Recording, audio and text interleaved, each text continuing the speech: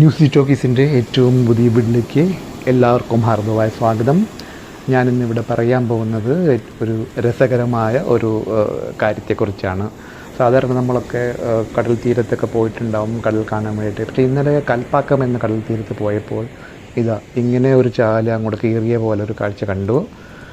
വളരെ കൗതുകകരമായിരുന്നു. സാധാരണ കടലിൽ നിന്ന് എങ്ങോട്ടും ഇങ്ങനെ ഭഗീരഥൻ ചെയ്ത പോലൊരു ചാല് കീറുന്നത് ഞാൻ കണ്ടിട്ടില്ല. ഇതിൻ്റെ കുറച്ച് ദൂരമായിട്ടൊരു കായലുണ്ട്.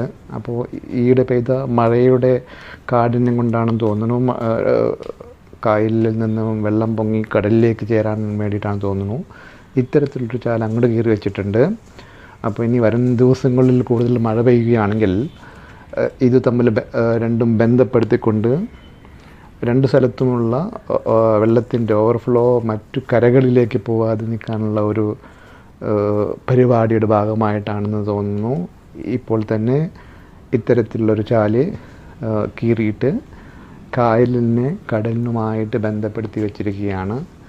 ഇത് വളരെ കൗതുകകരമായിട്ടൊരു കാഴ്ചയാണ് എനിക്ക് തോന്നിയത്. സാധാരണ കടൽ തീരത്തിലൊക്കെ പോയാൽ ഇത്തരത്തിലുള്ള ഒരു സാധനം ഞാൻ കണ്ടിട്ടില്ല.